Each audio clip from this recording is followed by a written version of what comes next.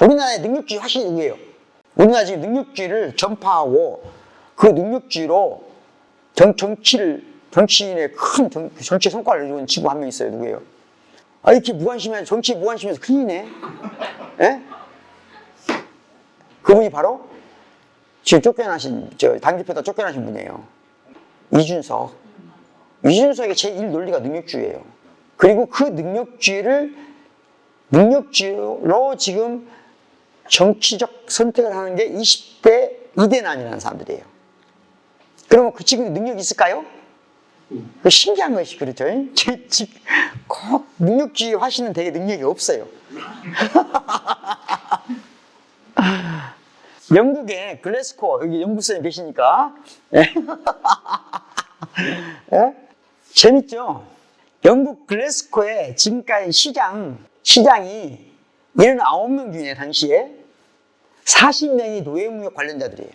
20몇 명이 노예무로 끌려온 아프리카인들의 핏방울로 이 도시의 뼈대가 세워졌다는 것을 누가?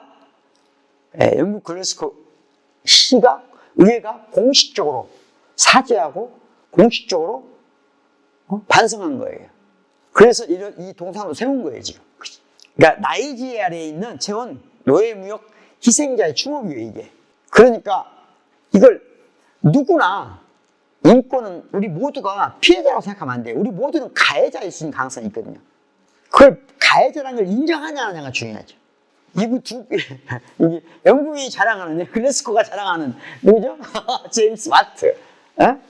있죠? 제임스 와트. 누군지 알죠? 증기기관차 몰라요? 증기? 이분도 추적해보니까 어린이 노예무역을 하신 분이에요. 영유아 노예무역을 하신 분이에요. 자, 이 중요한 게 뭐냐면 이걸 우리가 밝힌 게 아니고 글래스코 의회에서 밝히고 사과하고 인정한 거예요. 그러니까 우리 엊그저께 전두환 손자가 광주 왔잖아요, 어제. 사람들이 미워하던가요? 그거 다 자식 죽인 사람들이에요. 전두환이 보낸 공수부대에서 어제 거기 있는 분들 다 엄마들 자식 죽고 남편 죽은 사람들이에요. 자기 자식 죽인 그 살인마의 손주가 와서 사과해도 뭐라 하던가요? 그게 사과를 해야 되는 거예요, 이렇게. 인정을 해야 되는 게 중요한 거예요. 누구나 폭력을 행사할 수 있어요. 그 시절에 가면 자기도 그렇게 할 수 있어요. 중요한 건 이렇게 인정하는 게 중요한 거예요. 인정하는 게. 네? 이게 누군지 알아요, 여러분? 제가 독일에 가서 느끼고 다른 외국에 가서 느끼는데 한국 사람들이 특이한 게 이상할 정도로 한국에 없는 게 뭐냐면 외국에 관한 뉴스가 안 봐요, 사람들이. 신기해. 저는 이제 그 영미권 또는 독일권 뉴스를 가끔 챙겨보거든요. 이게 실제로 우리나라 북한 김정은에 대한 것은 외국에 훨씬 더 뉴스가 많아요. 우리나라 사람은 잘 몰라. 우리나라 뭐 딱 이상한 폭탄 터뜨리거나 막 이상한 거만 있지. 근데 아무튼 이건 우리나라에서 처음으로 고등법원에서 동성애 간의 권리를 보호해준 첫 번째 사건이에요. 그런데 다 우리나라에는 안 나와, 거의. 아니, 제가 재밌는 게 뭐예요? 우리나라의 인권 관련 행정을 하는 사람들 모인 자리, 워크숍을 하는 자리에 가서 강연을 한 적이 있는데요.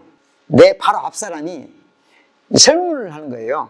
내가 여기 인권 관련 활동뿐만 아니라 행정을 하면서 가장 싫은 사람, 무조건 싫은 사람 3명씩 적어내 하더라고. 하고 쫙 붙이게 하더라고, 이렇게. 한국 사람이 가장 싫어하는 사람이 누굴까요? 나는 그 사람이 무조건 싫다. 1, 2, 3 적으라고 했어. 엄마는 아니에요. 네. 누구 같아요? 동성애자더라고. 동성애자. 압도적으로 많고, 두 번째가 특히 여성들이 좀 특이하더라고요. 그게 지금 딱 10년 전 얘기니까 지금은 모르겠어요. 지금은 바뀌었을 것 같아요. 10년 전인데, 여기 쫙 버텨보니까 여성들 중에 이 이야기를 하는 사람이 많아. 남자한테 꼬리치는 년.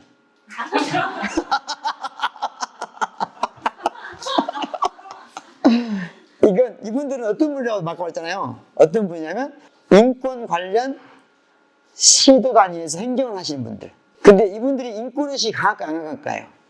아무 관계 없어. 이해했어요? 왜 그러냐면 그렇게 꼭 행정으로 돌아가지 않아요. 그냥 돌려서 지키하기 때문에 인권에 신경이 쓰는 게 아니에요. 그냥 공무원이라 생각하시면 돼요. 근데 그 공무원이 대다수가 여성인데 놀랍게 직장에서 상사한테 업무가 아니고 꼬리를 쳐서 예?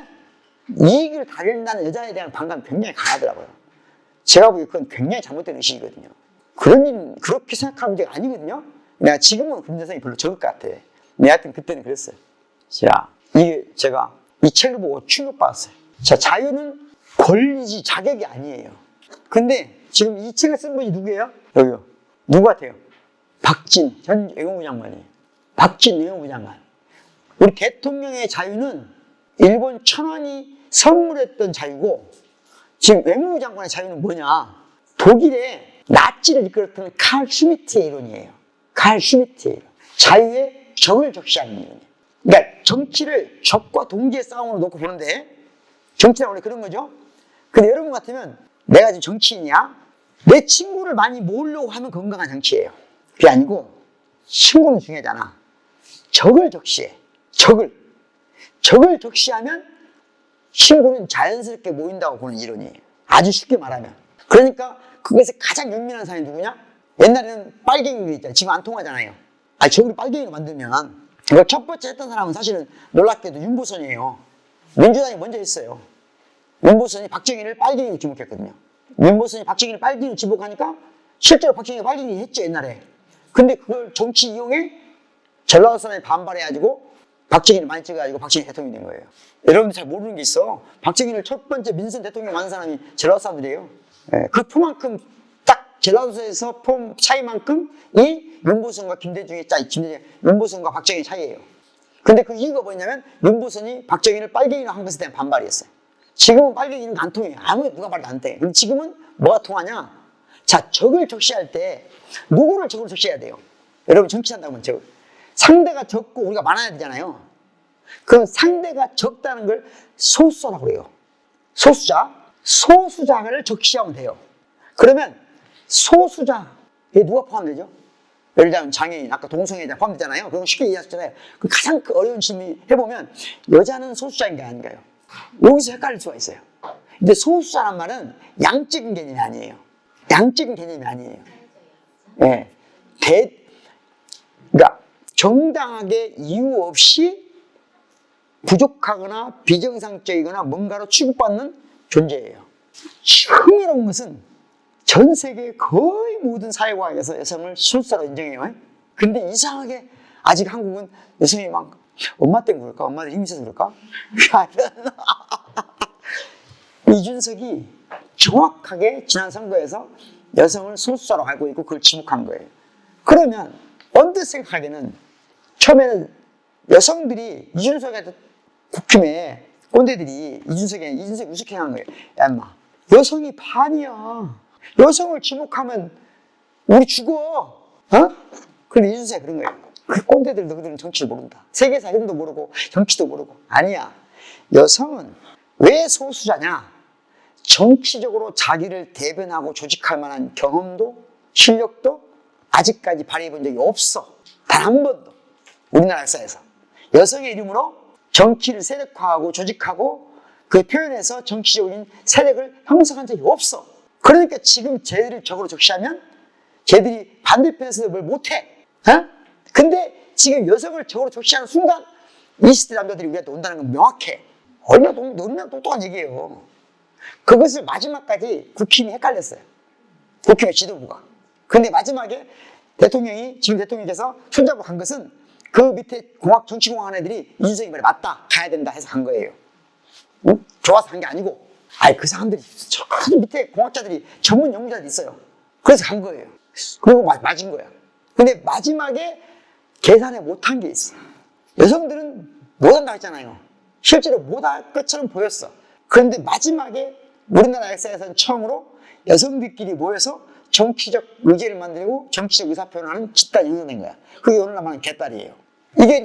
이게 이러다가 망하면 이준석 같은 형식의 정치가 자유의 적에게는 자유가 없다는 이런 식의 논리가, 그런 능력주의가 앞으로 우리 사회를 지배할 가능성이 높죠. 그렇게 굉장히 중요한 문제예요. 굉장히 중요한 문제. 어느 편에 쓰든가 이건 중요한 문제다. 우리나라 헌법에 자유민주 기본질서란 말이 2번 나와요. 그래서 이거 가지고 우리나라는 자유민주주의 국가라고 주장하는 사람이 있어요. 이거 알고 싶어요? 안 하고 싶어요? 지금 공부를 너무 많이 해서 좀 피곤한 것 같아요, 얼굴들이 지금.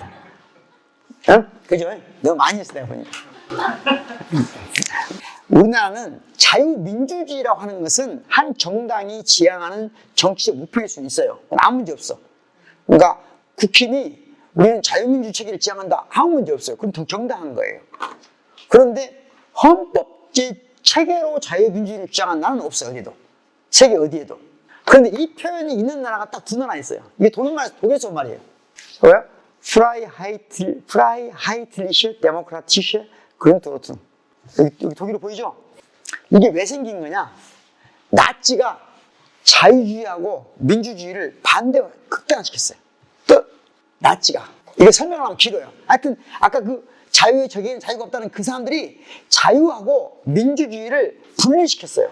그러니까 나치의 사상적, 정치 철학적 뿌리로 가면 자유주의와 민주주의는 분리돼요. 같이 갈 수 없다고 말하는 거예요. 핵심이에요. 여기까지 이해했어요? 그래서 나치가 끝나고 나서 이 2가지를 독일 사람들은 결합시켰다고 해서 좌우가 동의해서 만들어진 1949년도 헌법에 이게 많이 생긴 거예요. 여기까지 이해했죠? 그러니까 저건 독일에서만 있는 거예요. 자유민주주의가 아니고 자유하고 민주주의를 함께 합치는 헌법 하자. 여기까지 이해했죠? 우리나라는 유신헌법 때 이거 들어와요. 유신헌법 때 들어와서 독일이 이 말을 늘 때와는 정반대로 사용해요. 이해하겠어요?